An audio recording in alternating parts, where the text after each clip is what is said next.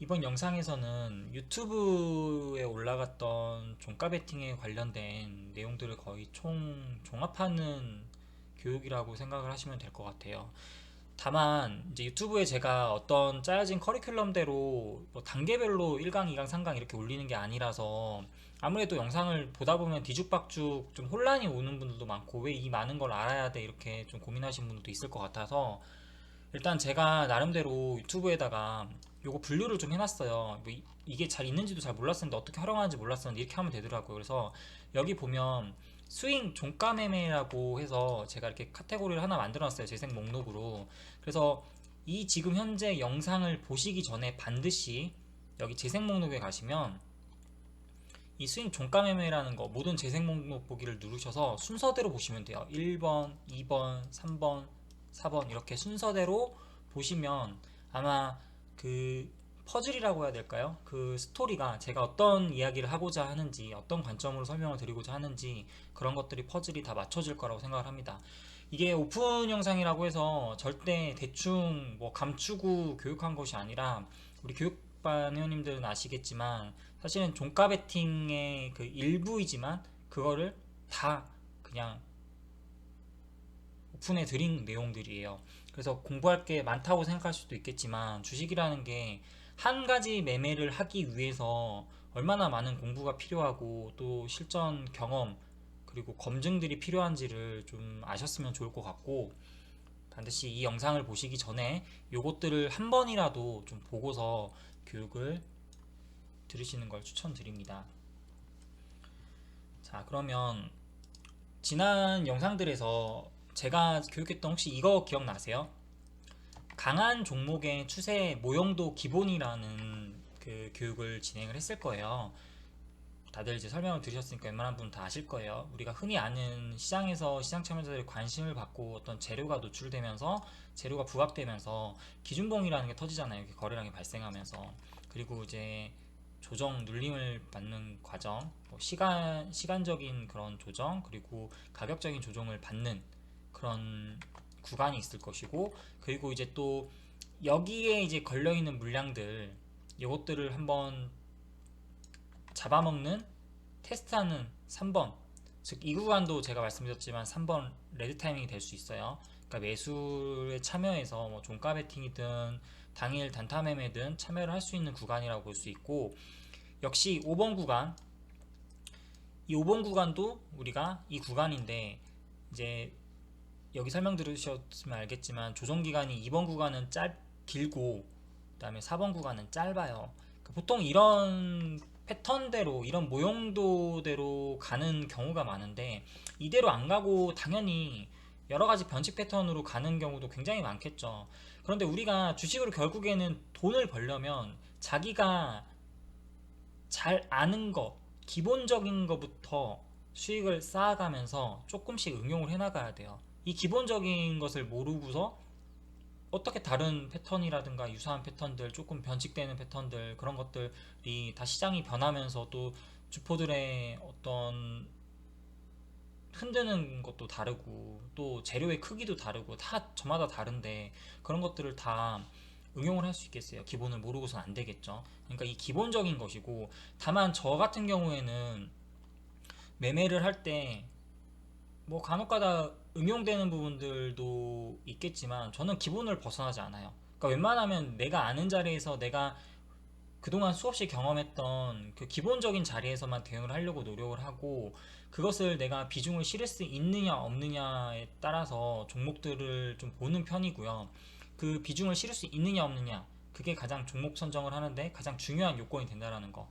그래서 이게 지난 그 제가 보시면 재성 목록에 아마도 여기였는지 모르겠지만 아무튼 영상이 있을 거예요. 차근차근 좀 순서대로 좀 보신다면 제가 스윙에서 종가 베팅을 어떤 관점으로 하는지가 거의 99.9%가 오픈되어 있습니다. 0.1%는 이 들으시는 분들이 직접 검증을 해보고 시장 경험을 쌓아보셔야 돼요.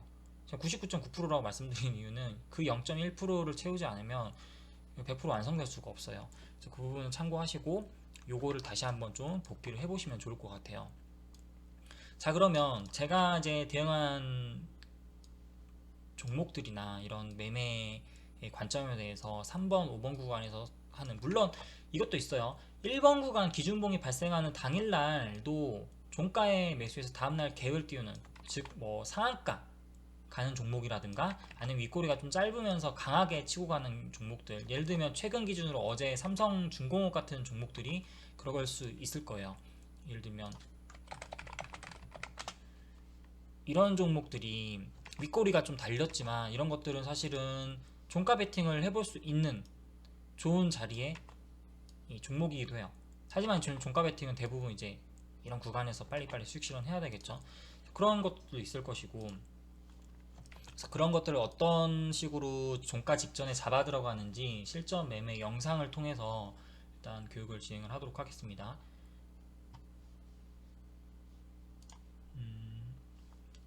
영상이,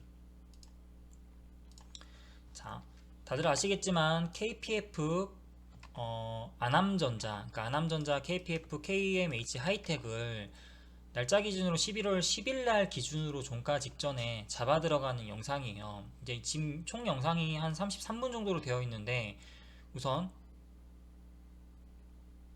처음에 보시면, 자, 여기서부터 이제 같이 보셔야 돼요. 같이 이 호가창의 흐름도 좀 느끼고 차트의 모양이 어떤 형태로 만들어 가는지, 그리고 각자 일봉상의 모습, 11월 10일 기준으로 일봉상의 이 차트의 모습이 어땠는지를 한번 같이 보면서 그 흐름을, 느낌을 한번 저랑 같이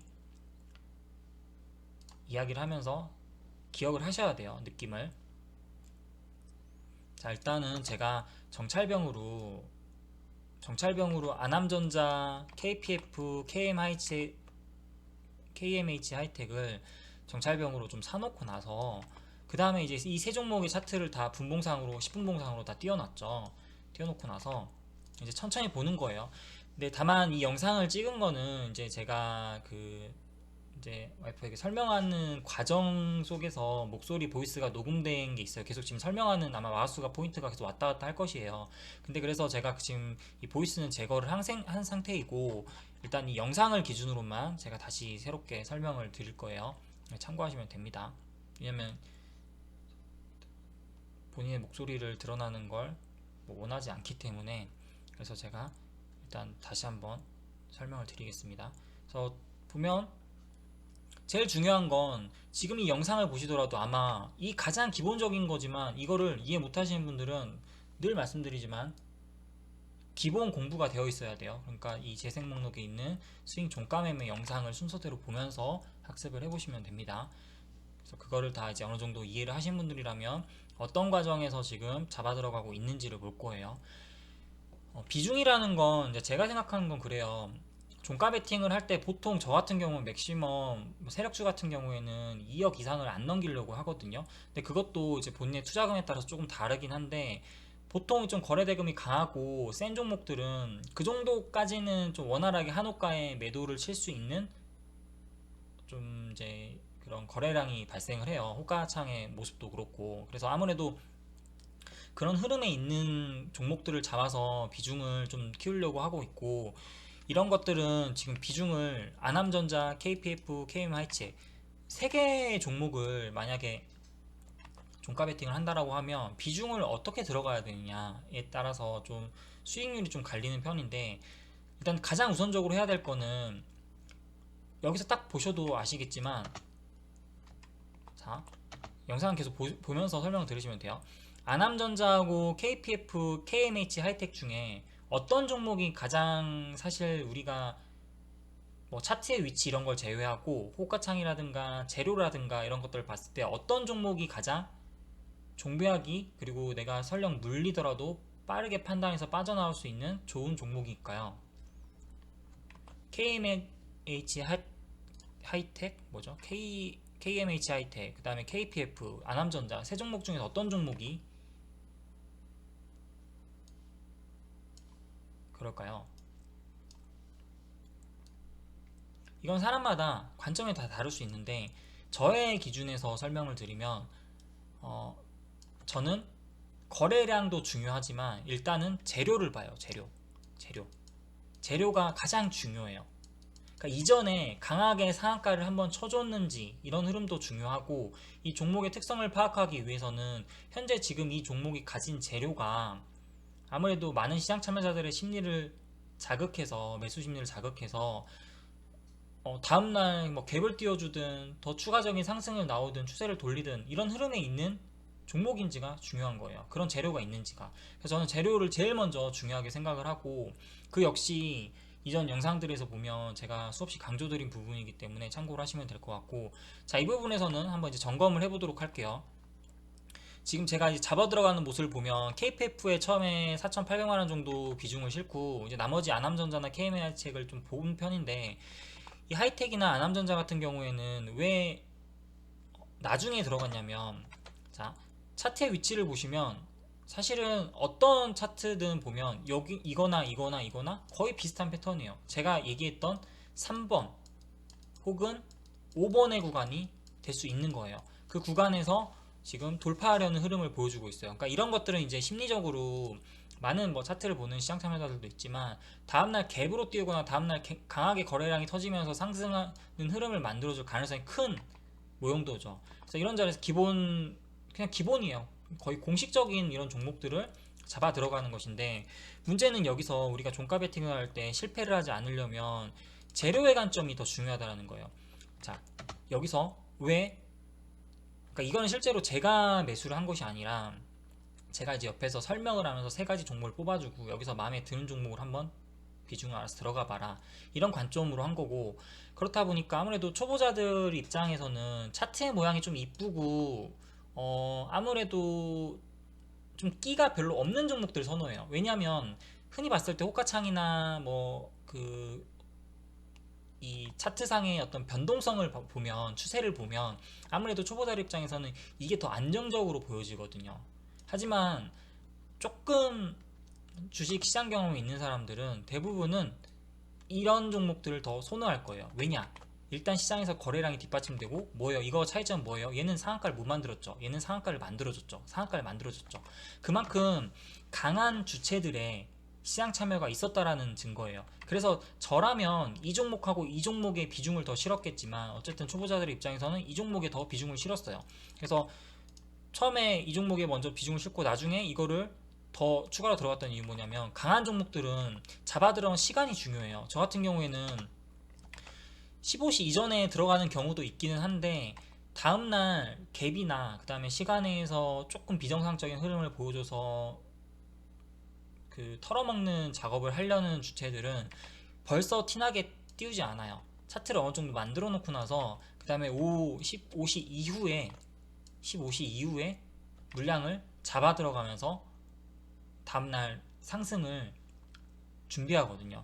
그래서 저 같은 경우는 종가 베팅 할 때 최대한 좀 그 종가 직전에 매수하려고 노력을 하고 있고, 이런 부분들은 매매를 하면서 어느 시간대에 매수를 해야 되는지는 이제 좀 각자 좀 시장 경험들 통해서 각자 또 보는 시간대가 다르기 때문에 참고로 하시면 될 것 같고,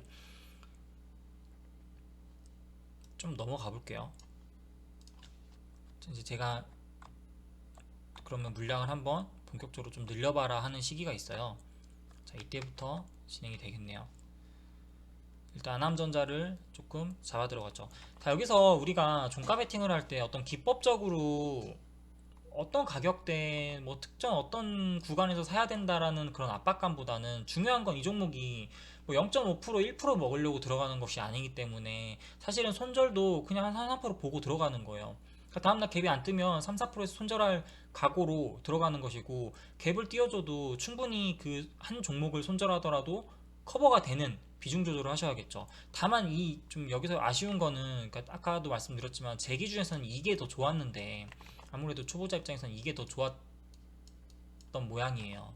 그래서 비중을 여기에 조금 실은 모습인데, 호가창의 움직임들을 차근차근 보세요.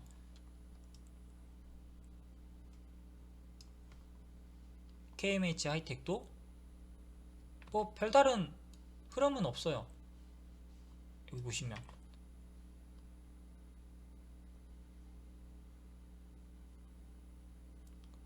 그러니까 사실 뭐 누구나 다 아는 그런 정석적인 호가창의 흐름이 뭐 종가 베팅을 할 때 굉장히 중요한 요소다 이런 건 아니고요.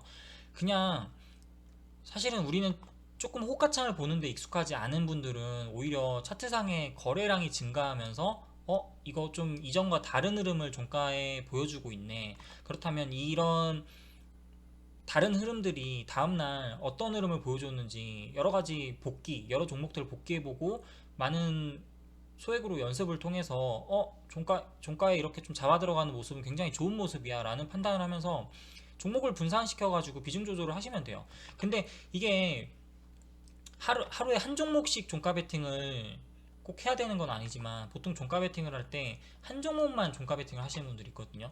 근데 그렇게 하면 확률이 떨어져요. 왜냐하면 비슷한 그런 패턴을 가진 종목을 매수를 해 나갈 때 항상 분할 매수로 한 두 개 정도, 최소한 두 개 종목을 해서 한 종목이 손실을 나더라도 한 종목이 수익이 나면서 그것을 커버할 수 있게끔 확률적인 베팅을 하셔야 되는데 좀 베팅이 잘 안 되시는 분들은 한 종목에다 그냥 몰빵이죠. 몰빵해버리면은 그냥 반반 확률밖에 안 되는 거예요. 이 종목이 하락하면 손실, 뭐 상승하면 수익 이러겠지만 대부분 어때요? 종가 베팅 잘못하면 시간에서 장난질하고 다음날 개파락 시작시켜가지고 개미들 흔들어서 특히나 거래량이 크고 이슈가 있고 재료가 있는 종목들은 더더욱 그렇죠. 고가에서 고가놀이한 종목들은 더 그렇잖아요. 그래서 그런 종목들은 아무래도 비중 조절을 잘 하지 못하면 그러니까 분산을 시켜야 돼요. 종목을 한 종목 가지고 몰빵하는 경우는 거의 없다고 보시면 돼요. 호가창에 집중하세요. 지금 제 영상을 그대로 보고 있는 거니까 보통 이제 일반적으로 보면 호가창이 다 비슷해요. 안암전자도 보면 제가 다 설명드린 거 그냥 이 정도의 흐름을 보여준다. 총 매도 잔량이 더 크고 그다음에 조금 바쁘게 움직이진 않지만 잔잔함 속에서도 이상하게 이전과 다른 거래량이 발생을 해준다. 그러니까 이전 종가 대비해서 어떤 거래량이 확실히 증가하는 모습을 보여주고 있죠. KMH 하이텍도 좀 애매해요. 지금 거래량이. 그러니까 지금 비중을 좀 안 높인 모습이죠. 그냥 정찰병만 투입을 해놓고 아직 매수에 본격적으로 가담을 안 한 모습이죠. 조금만 더 넘겨볼게요.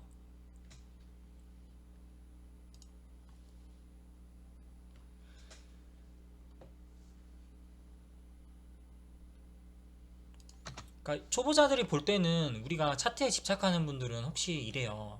딱 이 지금 장중 고점을 넘겨주면서 어떻게 거래량이 발생하는 이런 이쁜 차트의 모양이 발생을 하니까 이게 가장 종가 베팅에 좋을 거라고 생각을 해요. 근데 이렇게 해버리면 우리가 주식을 그냥 차트 짝 맞추기로 하는 것밖에 안 되거든요. 항상 차트가 조금 불안하고 위험해 보일지언정 이 종목이 확실한 재료가 필요해요. 이거는 지금 KPF는 풍력 관련주인데 사실 풍력 관련주 같은 경우에는 대장주가 많잖아요. 뭐 유니스렌이라든가 동국 SNC 과거에도 그랬고 CS윈드도 좋은 흐름 보여주고 있고 스페코가 그랬었고 근데 얘는 거의 그 종목으로 치면은 4에서 5등주란 말이에요. 4에서 5등주죠. 근데 안암전자 어때요? 삼성 그 지배구조 관련해서 이슈가 됐던 종목 사실은 별로 연관도 없는데 어쨌거나 재료 자체가 컸던 종목이었고 KMH 하이텍도 이 경영권 관련해서 이슈가 있는 종목이었잖아요. 그러니까 재료의 크기로 비교를 해보면 얘는 4, 5등주인데 얘는 단독 재료지만 재료의 크기가 시장 참여들의 이슈를 더 끌 수 있고 거래량을 터트릴 수 있는 종목이었다는 거예요. 그래서 이게 단순히 우리가 종가 베팅할 때 차트 모양 짝 맞추기만 보고서 기본적인 재료의 관점을 잊어버리면 오히려 확률이 더 떨어지는 거예요. 그러니까 종가 베팅 하실 때 조금 생각을 바꿔서 차트는 기본적으로 좋은 모형을 보여주고 있으면 좋아요. 종가 베팅 구간에 뭐 3번, 5번 구간에서 뭔가 거래량에 터지는 흐름들. 자, 이제 보시면 여기가 중요할 것 같아요. KMH 하이텍을 왜 다음날 갭으로 갈 수 있다라고 생각을 했는지 보면 여기서 이 구간부터 제가 이제 호가창을 좀 보면서 설명을 드리죠.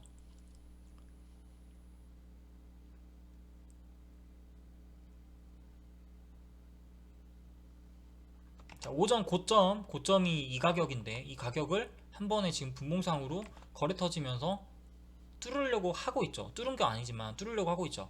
그럼 이때부터 물량은 조금씩 그냥 들어가는 거예요. 비슷해요. 모든 종목이 다 비슷해요. 장 막판에 거래가 증가하면서 이전과는 다른 흐름이 보여줘야 된다는 거예요. 그런데 종가 베팅에 실패하는 분들은 대부분 시장 소외주, 그리고 별로 관심 안 갖는데 혼자서 차트 흐름만 보고서 접근하는 분들, 재료도 파악하지 않고 단순히 차트 모양이 이쁘다고 접근하는 분들, 이런 부분에서는 호가창이 이렇게 강하게 거래가 활발해지면서 좀 잡아 들어가는 움직임을 보여줘야겠죠. 아마 지금 일봉상의 모습을 보시면 여기서 설명드린 어떤 구간인지 감을 잡을 수 있을 거예요.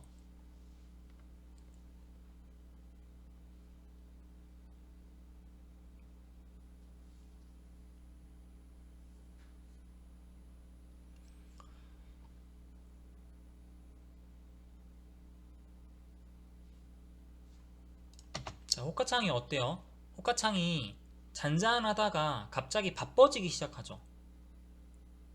그런데 사실 단타 종목에서 우리가 당일날 시장 참여하는 종목들 중에서 이렇게 바쁘게 안 움직이는 종목들은 매수하면 어떻게 돼요?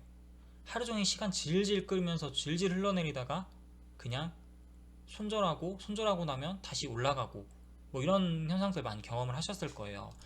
근데 특히 종가 베팅만큼은 오후에 그 장마감 직전에 뭔가 바쁘게 잡아 들어간다라는 느낌이 있어야 돼요. 목가창의 어떤 뭐 구조 이런 것이 아니라 단순히 그 체결되는 물량들 있잖아요. 매도 매수되는 그런 물량들, 그러니까 이전과는 분명히 다른 흐름이에요. 이게 초보자들이 좀 더 쉽게 보려면 거래량으로서 보는 게 좋아요. 거래량으로서 이전 종가 직전에 어떤 평균적인 거래량 대비해서 거래가 이렇게 증가하고 있다라는 게 확연히 느껴지시죠. 그래서 이거를 놓고 보면 좋은데, 그래서 저 같은 경우에는 KMH 하이텍이나 아남전자 쪽에 비중을 조금 더 실었을 것 같은데, 아무래도 뭐 차트를 모양만 보고 접근을 해버리면 좀 이쪽에 비중을 더 실게 되겠죠. 그래서 이걸 보면서 잘 생각을 해보세요. 11월 10일에 그 일봉 차트 종목 3개를 한번 놓고서 나라면 과연 이 3개 종목 중에 비중을 어떤 종목에 더 투자를 했을까, 높였을까, 그런 부분들 좀 고민을 해보면서 나라면 어땠을까, 좀 본인의 가상 시나리오를 세워보는 것도 많이 도움이 되겠죠.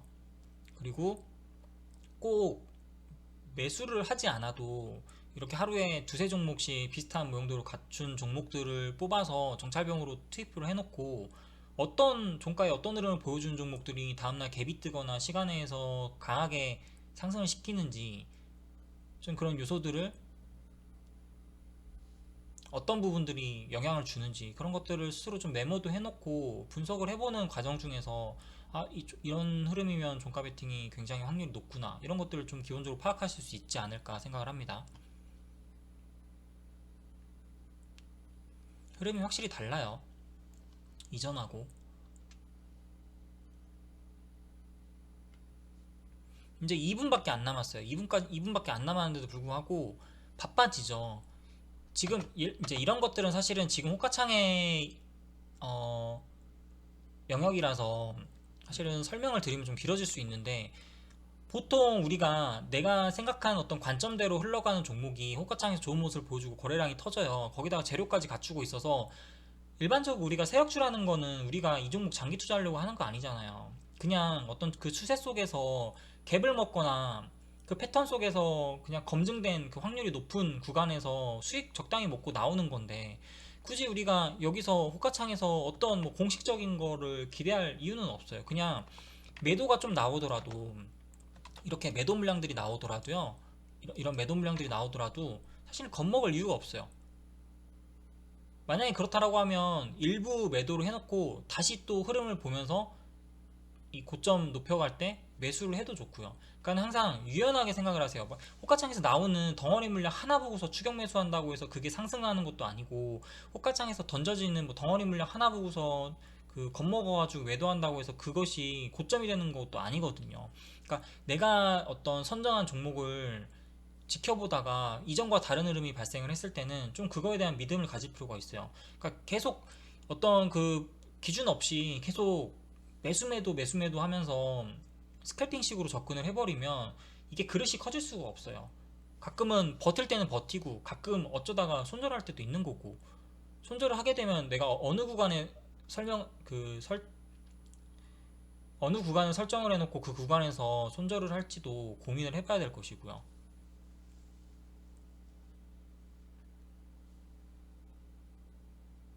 그러니까 제가 이제 설명을 했지만 사실은 여기 바깥쪽에 안암전자 KPF 호가창도 같이 있었어요. 그런데 굳이 제가 KMH 하이텍에 좀 집중을 했던 이유는 아무래도 요게 재료가 가장 좋다라고 생각을 했던 거예요. 그러니까 이게 재료가 좋고 나쁨은 사실은 시장이 판단하는 거고 우리가 판단할 수는 없는 거지만 일반적으로 우리가 주식을 하면서 그동안 쌓인 경험이나 데이터들이 있잖아요. 시장 참여자들의 관심을 끄는 이슈가 무엇인가. 항상 보면은 뭐 적대적 M&A, 경영권 분쟁 이런 것들, 그리고 대기업과 연관된 재료들이 가장 좋다라는 거예요. 근데 KPF가 만약에 그동안 풍력에서 1등의 흐름을 보여준 종목이었다라고 하면 더 좋았겠지만 종목의 특성이라는 게 그래요. 4등주, 5등주는 영원한 3, 4등주 흐름이에요. 그러니까 이런 것들이 추세가 바뀌어서 강하게 1등주로 치고 나가려면 기본적으로 세력주에서는 상한가 한 번 혹은 25% 이상은 쳐줘야 돼요. 종가상으로. 그래야지만 이게 정말 강한 세력이 좀 들어왔구나 라고 인식을 하는 거고, 설령 그 종목에 세력이 있든가 없든가 상관은 없어요. 사실 우리가 거기가 진짜 세력이 있는지 없는지 우리가 알 수는 없잖아요. 그런데 그만큼 많은 시장 참여자들이 관심을 갖고 매수를 하고 매도를 할 테니까 그만큼 유동성도 풍부해지고 우리가 매매할 때 뭐 여러 가지로 장점이 더 많겠죠. 이제 30초 정도 남았는데 이 풀 영상은, 그러니까 보이스가 녹화되지 않은 영상은 그 유튜브 댓글에다가, 유튜브 설명에다가 링크 따로 남겨서 올려드릴 거예요. 그러니까 설명을 듣고 가능하면 이 호카창의 영상보다는 저의 그 목소리에 좀 더 집중을 하시는 게 좋겠죠. 이 영상을 보면서. 그래서 장 막판에도 급하게 잡아먹잖아요. 급하게 잡아먹죠. 근데 이 물량이 뭐 그렇게 큰 물량은 아닌데 이게 세력의 물량일까요? 아니면 시장 참여자들의 물량일까요? 그거는 우리가 알 수 없어요. 그냥 그만큼 내가 자신 있으니까 여기에 베팅했다는 거고, 이 사람들도 뭔가 더 이거보다 더 비싸게 팔 자신이 있으니까 장막판에 잡아 들어갔다는 것이죠. 그게 설령 개미든 세력이든 그게 무슨 의미가 있겠습니까? 일봉상으로 좋은 흐름을 보여주고 좋은 재료가 있고 이전에 끼가 있었던 종목은 결국에는 많은 사람들이 관심을 가지면 가질수록 좋은 거예요. 우리가 먹고 나올 수 있는 구간을 충분히 주거든요. 그리고 나서 이제 이게 비중을 동시효과에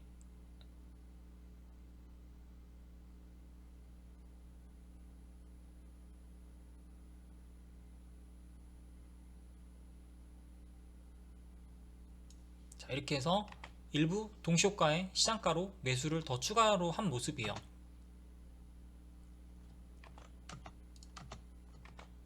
4,400 정도, 그리고 안암전자 2,300 정도, 그다음 KPF 6,200 정도.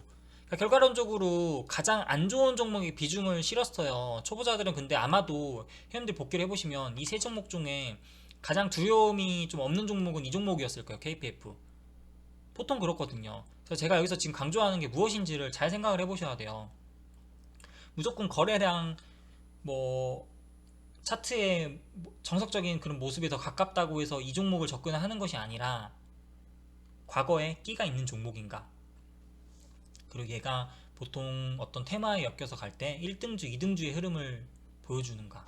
그러니까 재료 중에서는 최상위 재료가 있고 조금 약한 재료가 있는데, 얘는 풍력 관련주, 그 바이든 뉴딜 관련주로 해서 1등주도 아니고 4, 5등주 때문에 그러니까 이런 부분, 기본적인 부분들을 놓치면 종가 베팅 할 때 비중 조절을 아무리 이렇게 분산 투자를 한다라고 해도 아무래도 자기가 조금 더 좋아 보이는 차트에 비중을 실을 텐데, 그렇게 돼버리면 이런 기본적인 흐름 속에서 결국 수익을 많이 못 내거나 손실나는 경우가 더 많아지는 거죠.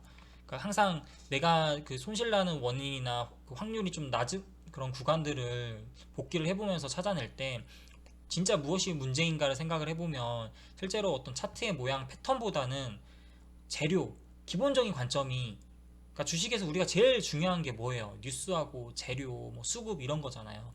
근데 세력주라면 특히나 재료가 중요할 거 아니에요. 이 종목이 시장 참여자들이 얼마나 많이 관심을 가질 것인가. 상식적인 수준에 생각을 해본다면 그런 재료가 중요하다는 것이죠. 그리고 나서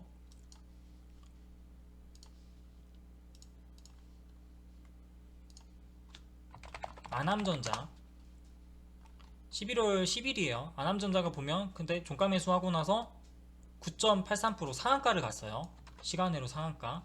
그리고 KMH 하이텍, 발음하기 어렵네. 하이텍으로 할게요 그냥. 11월 10일날 6.93% 상승했습니다.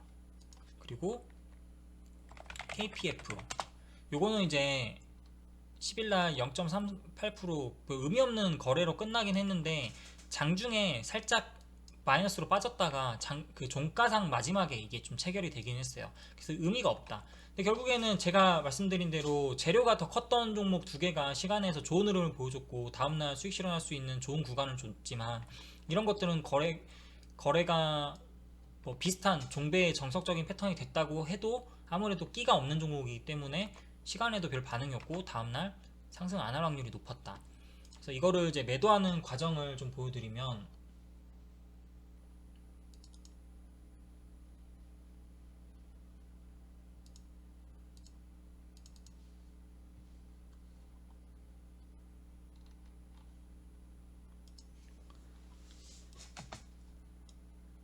자, 아침에 전일 이제 매수하고 넘어왔던 종목을 이제 동시호가부터 지켜보고 있어요.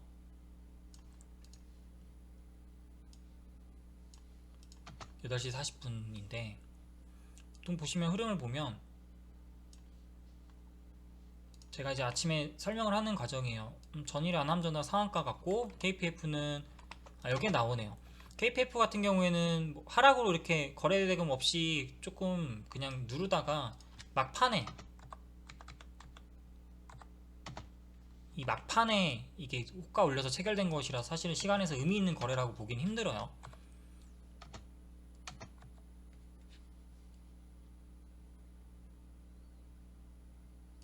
그래서 동시효과 이제 보고서 딱 넘기고 나서 벌써 매수 잔량부터가 다르죠. 상승하는 흐름들이. 그러니까 이거를 사실은 또 이렇게도 해볼 수 있을 거예요. 물론 이제 이거는 좀 시가 베팅과도 연관되는 내용이기도 한데 지금은 이제 종배에 대해서만 다루는 것이니까 넘어가고 한 이때쯤부터 봅시다. 자, 여기서 영상을 시청하시는 분들이나 지금 현재 교육을 듣고 있는 분들한테 제가 한 가지 질문을 드릴게요. 전일날 종가 베팅한 종목이 시간에서 상한가를 갖거나 6.78% 정도 이렇게 6.75인가요? 그 정도의 상승을 강하게 했는데 다음날 흐름이 어떻게 될까요? 이 종목이 상한가를 갈까요? 계속 강하게 상승을 할까요? 시간에서 그 정도 오르면 대부분 통계상으로 시가가 고가가 되는 경우가 많아요. 특히나 요즘은 이 작전 세력들인지 어디 리딩방 애들인지 모르겠지만 어떤 특정 카페 사람들인지 모르겠지만 그 종목 추천해가지고 시간에서 띄운 다음에 다음날 갭 띄워가지고 유튜브나 이런 데도 종목 홍보해가지고 다음날 갭 띄우고 뭐 이런 것들이 스팸 과다 종목 이런 걸로도 이제 많이 되잖아요. 스팸 너무 많이 오는 것들. 그러니까 그런 종목들이 대부분 시간에서, 그러니까 왜 우리가 시간의 종가를 확인을 해야 되냐면 시간에서 과하게 상승을 했다? 그러면은 사실은 뭐 좋아야 돼요. 좋겠죠. 다음날 갭으로 뜨니까. 그런데 거기서 더 욕심을 내면 안 되는 거예요. 일단 수익 실현을 하고 설령 더 비싸게 팔더라도, 아니 설령 더 비싸게 사서 팔더라도 다시 한번 그 흐름을 보면서 진입 시점을 잡아야 되는 것이지, 이게 시간에서 비정상적인 흐름이 나와버리면 다음날 무조건 수익 실현 하는 게 나아요. 자, 그러면 제가 예를 들어서 지금 이렇게 세 개의 종목을 종배를 하고 다음날 이 두 개 종목을 어떻게 대응을 했을까요? 흐름이 딱 나오죠. 종가 베팅하면 다음날 어떻게 매도해야 돼요? 뭐 이런 질문들도 많이 하시잖아요. 도대체 어떤 기준에서 매도를 해야 돼요? 이런 말씀들을 많이 하시잖아요. 그러면 어떻게 해야 돼요? 시간에서 떴으니까 당연히 시가 부분에서 정말 강하게 치고 나가지 않는 이상 시간의 비스무리한 가격에 다 정리를 해서 수익 실현을 해버리는 게 맞겠죠. 그게 아니라고 하면 제가 늘 말씀드렸듯이 시간에서 만약에 확인했다. 저 같은 경우는 시간에서 확인을 못했거든요. 그러니까 종가 베팅한 종목이 어차피 내가 뭐 수없이 경험해가지고 이렇게 가는 종목들 그냥 뽑아놓고 종배했는데 굳이 그거 시간에 들여다볼 필요도 없고 뭐 종목 게시판 가가지고 이러니 저쩌니 막 그런 거 따져볼 필요도 없는 거거든요. 그냥 편하게 아침에 체크하면 되는 거예요. 근데 아침에 체크했는데 시간에 상한가를 가고 시간에서 비정상적인 상승을 만들어냈네요. 그러면 아침에 다 매도하면 되겠지만 만약에 시간을 체크했던 사람이라면 시간에서 반 아니면 다음날 오전에 또 그 남은 물량의 반 던지고 수익 이제 실현한 것을 담보로 해서 한번 나도 모르겠다 끝까지 가보자 존버해보자 이런 식으로 버틸 수도 있을 것이고요. 그러니까 그거는 항상 우리가 주식할 때 주식을 굉장히 어렵게 만드는 게 뭐냐면 되게 막 정형화된 자리들이 있잖아요. 막 공식처럼 기법처럼 막 딱 이 자리에서 사고 이 자리에서 손절하고 이 자리에서 팔고 이런 접근으로 하시면 안 돼요. 매수하는 거는 어떤 타이밍상으로는 어느 정도 좀 정형화된 자리에서 사는 건 맞는데 매도라는 거는 본인의 상황에 따라서 본인이 생각하는 것에 따라서 조금 좀 유연하게 가져가셔야 돼요. 막 누가 그거 존버해가지고 20% 먹었다고 해서 그 자리가 좋은 것도 아니고 그게 맞는 정답도 아니고 누구는 그냥 그냥 샀는데 좀 쫄려가지고 한 3, 4%에서 팔았다. 그게 틀린 것도 아니거든요. 그러니까 본인의 어떤 기준 그리고 비중 그리고 이 종목의 어떤 본인이 생각하는 그 관점에서 좀 중요도에 따라서 비중 조절을 매도를 하는 것도 각자 좀 해보셔야 돼요. 그래서 이게 그 과정을 많이 경험을 해보셔야지만 종배를 하고 뭐 어느 타이밍에 수익 실현을 하고 또 이렇게 시간에서 비정상적인 흐름을 만들면은 물론 그렇게 안 가는 케이스도 많아요. 안 가는 케이스도 많기는 한데 우리가 일단 기본적인 걸 알아야 나중에 응용을 할 거 아니에요. 이 기본적인 거부터 벌써 수익 줄 때도 못 챙기고 어버버버 하다가 매도 시점 놓치고 음봉 쭉 빠지는 거 지켜보고 그렇게 하지 말고 기본적인 대응을 해보는 과정에서 그만큼 또 그릇이 커지고 본인의 경험이 쌓이다 보면 더 좋은 앞으로 다른 매매를 해도 좋은 대응을 할 수 있다는 것이죠. 그래서 시장 경험은 그 누구도 대신할 수 없는 거예요. 단순히 어떤 기법이나 매매 방법들만 보고 주식 그 잘하는 고수들의 그 매매 법만 추종을 하시는 분들이라고 하면 아무리 해봤자 발전이 없는 거예요. 그래서 항상 우리가 기본을 놓치지 말자. 그냥 수익은 웬만하면 비정상적인 흐름이 나오고 줄 때 일부 챙겨가고 분할 매도해 나가면서 또 일부 물량은 또 홀딩도 해보고 그러면서 시장 경험을 다양하게 쌓아가시라는 거죠.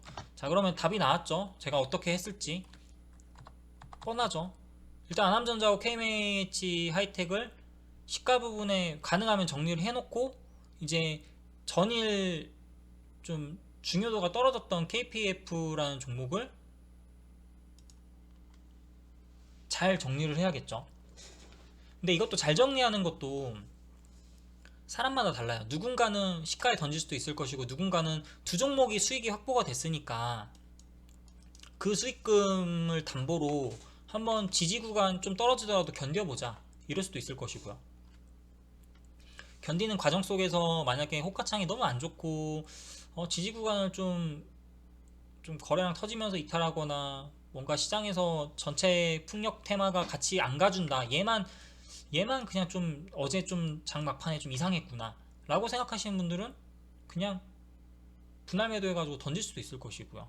그러니까 각자 어떤 비중이나 생각하는 기준에 따라서 다른 거예요. 그거는 그러니까 제가 한 종목에 그래서 몰빵하지 말라고 말씀드리는 거죠. 자, 하남전자 갭으로 지금 벌써 VI 진입했고 천천히 흐름을 보세요.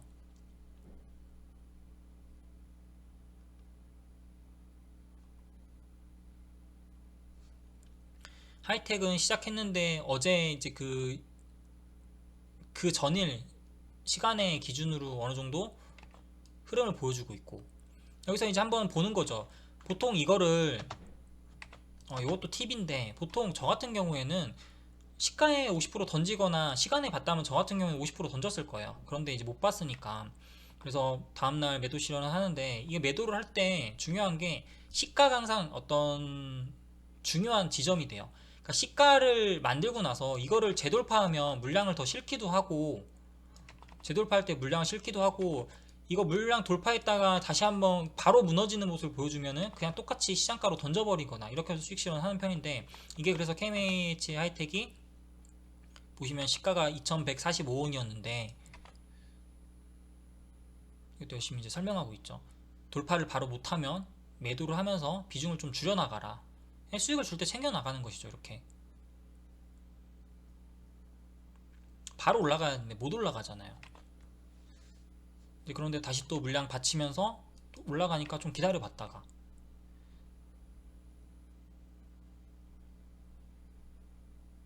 안암전자는 아직도 VI, 시가 VI에 걸려있는 상황이고요. KPF도 별다른 흐름 없이 호가가 텅텅 비어있죠. 저런 종목들이 그래서 재료가 약하기 때문에 저러는 거예요. 시장 참여자에 관심을 안 가지면 혼자서 그냥 차트 보고서 들어갔다가 괜히 그냥 손절하고 남존일 시키는 거죠. 그래서 KMH 하이텍은 시가 돌파를 못하니까 그냥 매도를 해버렸고, 그러니까 보니까 저점 깨는 순간에 매도하니까 똑같이 이런 물량들 나와버리죠. 그러니까 우리가 보는 관점은 대부분 비슷하다는 거예요. 뭐 대단한 차트 분석, 뭐 기술적인 지표들, 수식들 이런 게 딱히 필요한 게 아니에요. 그냥 누구나 생각하는 어떤 심리대로 움직이는 거예요. 다만 우리가 좀 더 집중해야 될 거는 어떤 근거에서 이 종목을 샀으며 매수했으며 수익을 줄 때 어떻게 챙겨나갈 것인가, 이게 중요한 것이죠. 매도할 때 남들보다 더 비싸게 팔고 좋은 구간에서 팔고, 사실 이런 거는 그 지표나 기법상으로 할 수 없는 거예요. 다 보는 관점이 거의 다 비슷하기 때문에. 그래서 매도 실현을 220만원 정도로 했고, 자, 안암전자 VI 걸려서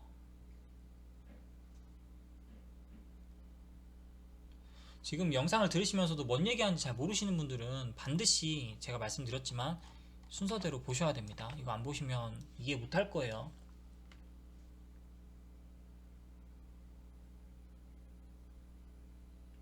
저것조차도 공부하기 싫다라고 하면 안 하시면 되는 거죠. 제 영상을 안 보시고 다른 분들 거 구독해서 다른 분들 거 보시면 돼요.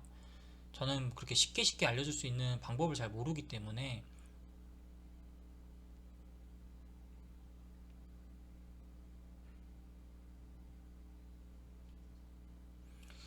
시간에서 아무래도 상한가를 갔기 때문에 상한가를 간 종목들은 강하게 치고 나갈 확률은 높은데, 보통 시간에 상한가 가는 종목이 바로 상한가를, 그러니까 당일날 29% 30%까지 치지 못하면 그거는 그냥 작전 종료라고 보시면 돼요. 당일날 갭을 띄웠기 때문에 또 언젠가는 갭을 메꾸러 갈 텐데 굳이 리스크를, 지금 주는 이 수익을 마다할 이유가 없겠죠. 전량 이렇게 시가에서 바로 매수세보다 계속 매도세가 나오니까 그냥 던져버린 모습이에요. 되게 빠르게 결정이 나죠. 자, 이것들을 우리가 단순히 장중에 장초반에 호가창의 흐름만 보고서 할 수 있는 영역일까요? 만약에 이런 사전 시나리오가 없었다. 시간이 급등했으니까 다음날 뭐 뻔하잖아. 이거 뻔하니까 나는 일단은 수익 줄 때 챙겨야겠다. 이런 관점들. 그리고 애초에 종가 베팅이라는 게 다음날 갭을 먹기 위한 베팅을 한 건데, 갭을 띄워줬잖아요. 우리가 원하는 대로 갭을 띄워줬는데 수익 실현 언제 하실 거예요? 이런 관점으로 본다라고 하면 굳이 호가창에 집중하거나 이런 것이 아니라 계획된 시나리오대로 매도를 하는 것이죠. 그러니까 이렇게 만약에 조금 재료라든가 어떤 좋은 자리에서 종목들 분할해가지고 나눠서 베팅하고 종가 직전에 잡아 들어가고 다음날 갭 뜨면은 시장가로 수익 실현해주고, 이런 것들도 사실은 그 시간에 잠깐만 집중을 하면 제가 볼 때는 직장인분들도 충분히 할 수 있는 매매라고 저는 생각을 합니다. 종가 베팅 같은 경우에 장중에 하루 종일 호가창을 쳐다보고 뭐 이것저것 보고 저거 보고 뭐 뉴스 보고 재료 보고 이런 것이 아니라, 이미 과거에 끼가 있었고 강했던 종목들을 뽑아놓고 그 안에서 이전과 다른 흐름을 보여준다라고 하면 베팅을 하는 거니까. 근데 굉장히 확률이 높아요. 왜냐, 끼가 있는 종목들은 늘 우리에게 수익 실현할 수 있는 기회를 주거든요. 그래서 수익 실현을 했죠. 하고 나서 이제 남은 종목이 KPF예요. 자, 그러면 이런 종목들을 어떻게 대응하는 게 나을까요? 이것 또한 정답이 없다는 것을 알려드리고 싶어요. 그러니까 기본적인 정석적인 대응이라고 하면 재료가 조금 약하고 거래 대금이 너무 없잖아요. 지금 2억 6,700만원 터졌어요. 전일 종가까지 100억 넘게 터졌던 종목이 2억 6,700만원 거래대금 터진 거면, 역시 이거는 뭐 매집이 덜 끝났거나 시장에서 재료가 부각되지 못하거나, 뭐 보세요. 여기에 걸어둔 애들이 왜 걸어놨겠어요? 아, 이거 정말 이거 저점이어가지고 걸어놨겠어요? 이거 다 지들이 주고받는 물량들이거든요. 그래서 이런 모습들이 보여주고 특별히 올려줄 만한 모습이 안 보여준다라고 하면 그냥 손절하면 돼요. 왜? 손절을 어떤 근거로 해요? 종가 베팅을 했는데 다음날 잘 안 가준다. 그러면 아니면 50%라도 매도를 하거나. 근데 이거를 자신있게 손절할 수 있는 이유가 뭐예요? 근거가 명분이 있잖아요. 손절할 수 있는 근거 이게 있잖아요. 수익금이 확보가 됐으니까 여기서 이거 손절해도 수익이잖아요. 종배해가지고 종배 1억 정도 해가지고 한 300만원 400만원 수익 내면 나쁜 거 아니지 않나요? 뭐 어느 정도의 수익을 기대하는지 모르겠지만 나중에 더 비중을 키우시면 수익금이 더 커지겠지만, 일반적으로 우리가 뭐 연습을 하는 단계나 이럴 때 비중 나눠가지고 1억 정도 들어가서 한 3, 400 정도 수익 나면 좋은 거 아닌가요? 이율로 치면 1억에 3%인데 나쁜 기준은 아니죠. 그 정도 수익률은. 그래서 그 수익금 담보된 상태로 그냥 시원하게 손절해 주는 거예요. 왜? 이거에 신경 쓸 필요가 없으니까. 다시 이제 수익 실현 다 해놓고 계좌를 비운 상태로 다시 또 내가 좋은 종목을 찾아보는 거예요. 장중에 급등하는 종목들 막 추적해가지고 쫓아다니는 그런 매매가 아니라 느긋하게 이미 시장에서 끼를 보여준 종목들을 선정을 해놓고 그것들에 집중하는 건데, 굳이 우리가 하루 종일 시장을 지켜봐야 할 이유가 있나요? 다 모두가 전업투자자도 아닌데요.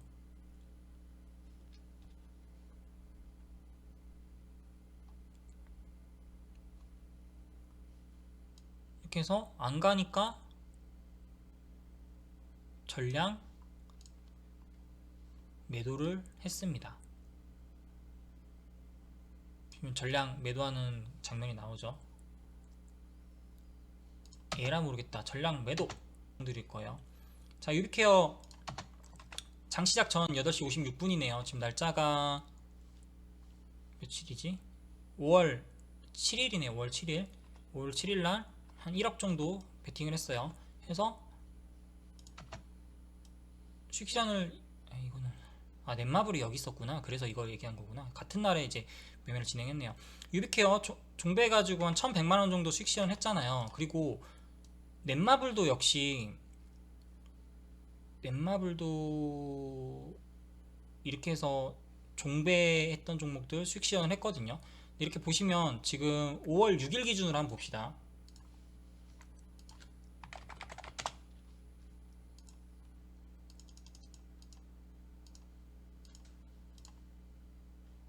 보면은 다 비슷해요. 대형주나 뭐나 종배하는 자리 기본적인 정석적인 자리들이 있어요. 넷마블 그리고 유비케어. 이건 좀 어려울 수 있겠다. 조금 어려울 수 있겠다 이거는. 자, 이렇게 봅시다. 기준봉 터졌어요. 기준봉 터지고 여기 몇 번 구간이라고 볼 수 있겠나요? 요거 몇 번 구간이라고 볼 수 있을 것 같아요. 형님들 봤을 때 우리 기본 모형도를 좀 참고를 해서 몇 번 구간. 조정 기간이 짧을 수도 있어요. 분명 말씀드렸어요. 보통 일반적인 건 길지만 정말 강한 테마의 종목들은 짧을 수도 있어요. 여기 3번 같죠? 그래서 다음날 이렇게 띄우네요. 역시 아마 제 기억으로는 이거 시간에서 5월 6일이면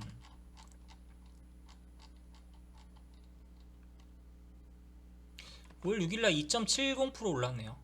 많이 오르진 않았어요. 그렇게 생각보다 많이 오르진 않았는데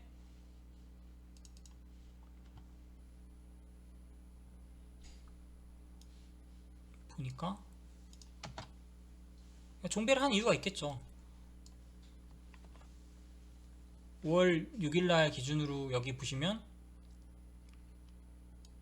오전에 거래 미리 한번 땡겨 놓고 그 다음에 지지 받아주면서 오후에 살짝 거래 증가시켜주는 흐름. 이게 거래량이 뭐 몇만 주가 터져야 되나요? 몇십만 주가 터져야 되나요? 얼마가 터져야 되나요? 이런 기준으로 항상 뭐 공식적인 답을 찾으려고 하면 안 돼요. 유비케어라는 종목이 무슨 종목이죠? 5월달이면 아마 코로나가 극에 달했을 텐데 그때 어떤 이슈들이 있었는지를 해본다면 유비케어는 비트컴퓨터와 같이 원격 의료 관련주였죠. 그러니까 시장에서 굉장히 큰 재료로서 최근에도 보면 강했잖아요. 최근에도 반짝이었지만 비트컴퓨터라든가 유비케어 좋은 흐름을 보여줬죠. 이런 것들.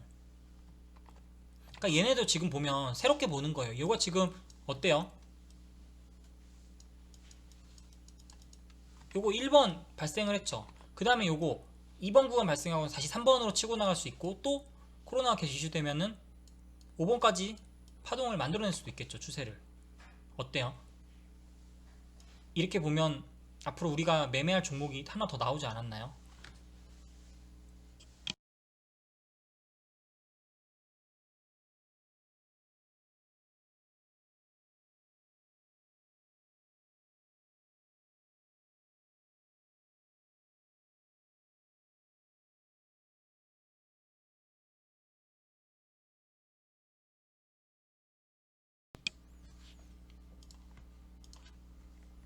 유비케어도 마찬가지예요. 어떤 게 대장으로 치고 나가느냐에 따라 다르겠죠. 근데 보통은 일반적으로 유비케어가 대장으로 치고 나가는 흐름이었는데 이번에 보니까 비트컴퓨터가 일단 상을 쳤으니까 이게 대장으로 앞으로 갈 확률이 높은 거겠죠. 그래서 이런 종목들도 같이 관찰해보고, 그러니까 이거를 무조건 기준봉 떴다고 해서 호가창 보고서 추격 매수하는 것이 아니라 그냥 천천히 지켜보세요. 일봉상 좋은 흐름 만들어지고 이렇게 기본 모형의 패턴대로 가는지 이런 흐름 관찰하면서 종목들 관심 종목에 하루에 몇 개씩 추가를 해놓고 강한 종목 위주로 재료 분석해놓고 그리고 나서 차근차근 보면서 종가 베팅 할 수 있는 종목들을 보는 거예요. 이렇게 해서 한 달에 뭐 세네 종목이라도 성공을 하면 수익률이 상상하시는 것 이상으로 발생을 할 거예요. 아마도. 그러니까 매일매일 그 장중에 단타 참여해가지고 1, 2% 먹는 그런 불안불안한 매매가 아니라 계좌 따로 나누셔가지고 종가 베팅해서 확실한 그 종목 구간에서 매매 참여해가지고 수익을 누적시키는 방법도 있겠죠. 아까 넷마블 같은 거, 넷마블 5월 6일 같은 날이니까 종가 베팅 했네요. 이게 5월 6일날 얘나 유비케어는 기준봉 이후에 빠르게 3번 구간을 만들었지만 넷마블은 무슨 구간이에요? 이게 1번 구간이야, 3번 구간이야, 4번 구간이야, 5번 구간이야, 사실은 전혀 모르시겠죠. 대형주는 이런 기본 모형돈과는 좀 달라요. 비슷한데 그럼 여기서 대형주와 세력주와는 무슨 차이점이 있을까요?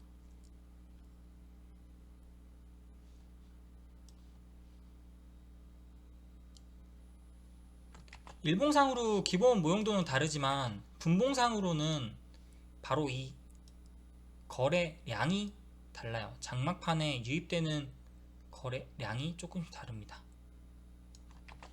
여기서 한번 강한 어떤 수급 한번 들어와주고 이후에 변동이 좀 컸죠.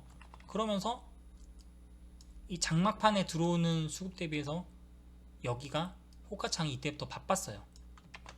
그러니까 이것도 호가창의 느낌이 대형주나 중소형주나 거의 비슷해요. 그래서 이런 공통점이 있고 다만 일봉상의 추세 모형도는 좀 다르다. 근데 이 부분도 제가 유튜브에다가 대형주 매매해서 관련해서 영상 올려드린 게 있거든요. 아마 저희 영상 중에서 가장 조회수 낮은 걸 거예요.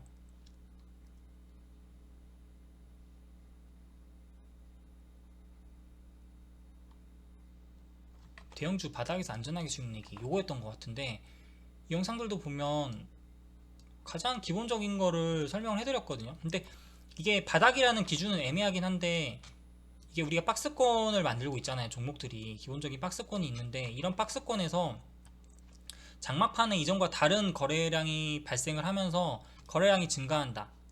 이걸 하나의 그 바닥에서 추세를 돌리는 거래량으로 생각을 하거든요. 저 같은 경우에는. 대형주와는 조금 어려운 부분이 있을지 모르겠지만 제 생각에는 뭐 이것도 세력주 매매 하다 보면 호가창 매매가 거의 비슷해요. 호가창에서 어떻게 장막판에 잡아 들어가고 좀 거래량이 활발해지면서, 그리고 넷마블은 이때 아마 이슈가 있었을 거예요. 무슨 이슈인지 기억도 안 나는데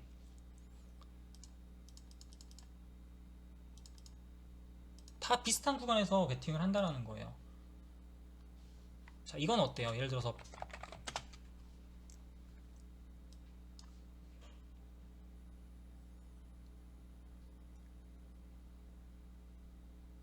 7월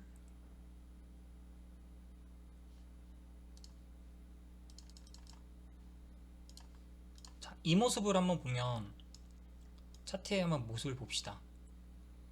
지금 현재 지금 이 위치가 회원님들이 봤을 때는 몇 번 구간인 것 같아요?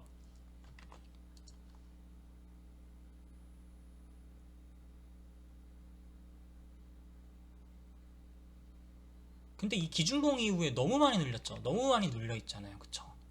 너무 많이 물려 있죠. 그러니까 너무 많이 조정을 받았어요. 이 갭을 메꾸는. 그럼 이게 나쁜 걸까요? 이 모습이. 여기서 우리가 이거를 종배를 할 수 있는 종목이냐 아니냐. 분명 이게 자, 이렇게 기준봉 발생하고 나서 거래량도 크게 뭐 의미는 없었어요. 오히려 이때 거래량들이 더 좋았는데 별다른 종배를 할 수 있는 조건이 없었죠. 자, 그럼 이거를 이 구간에서 종배를 할 수 있는 이유가 뭘까요? 근거. 이거보다 재료, 아니, 답을 말해버렸네요. 재료라는 더 정확하고 확실한 근거가 있잖아요. 파미셀이라는 종목이 무슨 종목이에요? 어떤 재료를 갖고 있죠?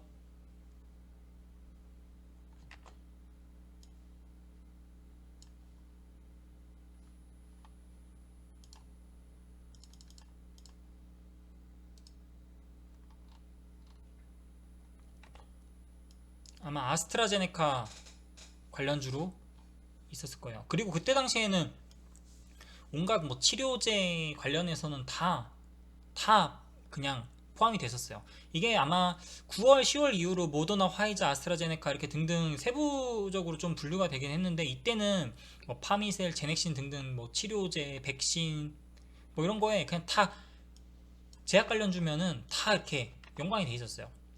결국에는 그때 그룹으로 움직였거든요. 이런 종목들이 갭 띄우고 이렇게 갭으로 기준가 띄우고 나서 기준봉을 만들고 나서 조정받았지만 다시 끌어올려주는 모습. 그래서 이런 것들도 보면 제가 알려준 대로 매매를 하는 사람들이 있어요. 그러니까 이게 좀 더 재료를 더 중요시하냐 못하냐에 따라 달라지는 건데 파미셀도 보면 7월 22일 날 종배에서 자, 이런 거는 자, 비중부터가 조금 다르죠. 아까 좀 그 세력성이 더 짙은 종목들 같은 경우에는 비중을 1억 정도 들어갔는데 이런 거는 또 비중을 3억 가까이 들어가잖아요. 2억 9천 정도 들어가잖아요. 들어갈 수 있는 근거, 이렇게 비중 베팅을 할 수 있는 근거는 뭘까요? 기준. 어떤 종목은 왜 3천 들어가고 어떤 종목은 5천 들어가고 어떤 종목은 1억 들어가고 어떤 종목은 3억 들어가고 어떤 종목은 5억 10억 들어가고 왜 이럴까요? 그쵸. 거래대금하고 재료 맞아요. 그러니까 기본적인 거잖아요. 다들 아시는 거예요. 근데 매매하는 순간에 그거를 까먹고 막 거래대금 없는데 그 막 욕심에 혹은 지금 손실난 거 메꾸려고 오늘날 손실 복구하려고 무리하게 비중을 키워버린 사람들이 있어요. 그러면 안 돼요. 그러니까 철저하게 매매하기 전에 이 종목의 비중은 어느 정도 들어갈 것인지, 그리고 이 종목의 재료와 현재 거래대금 호가를 받쳐주는 모습들을 판단을 하면서 어느 정도 비중을 들어갈 것인지 결정을 해야 되는 거예요. 이게 처음에는 100만원, 500만원, 1000만원 이렇게 조금씩 베팅 금액을 조금씩 늘려가시면서 나중에는 종배에서 비중 어차피 다음날 강하게 가는 종목을 뽑아놓는 건데, 이전에 끼가 있었던 종목 내에서 그런 종목이 종배를 하는데 1000만원을 베팅하나 2억을 베팅하나 3억을 베팅하나 무슨 차이가 있죠? 차이가 없어요. 왜냐? 충분히 시장에서 커버를 해줘요. 그 정도의 물량은 티도 안 나요. 간에 기별도 안 되는 물량들이라는 거죠.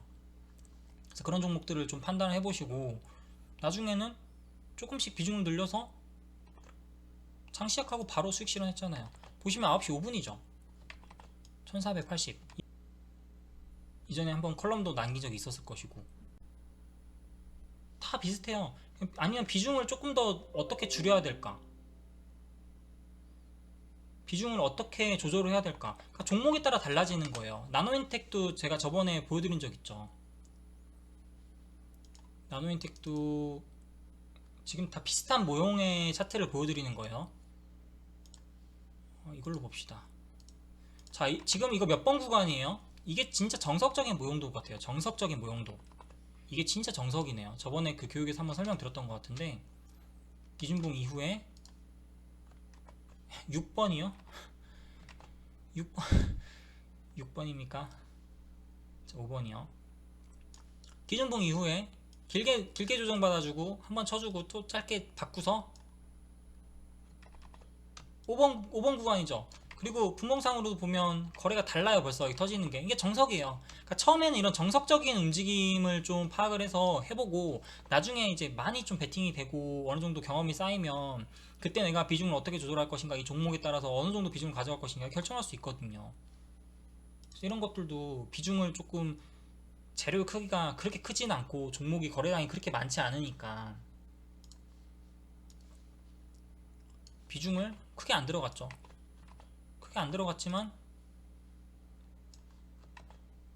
500 정도, 540 정도 수익 실현하는 거예요. 제가 뭐 호가창을 보고서 이 종목 하루 종일 지켜보고서 매매했습니까? 다 비슷하게 형님들한테 알려드린 관점으로, 유튜브에 오픈한 관점으로 종가 베팅을 했고 다 기본을 넘어서지 않는 구간에서 베팅을 한 거예요. 대부분 그래요.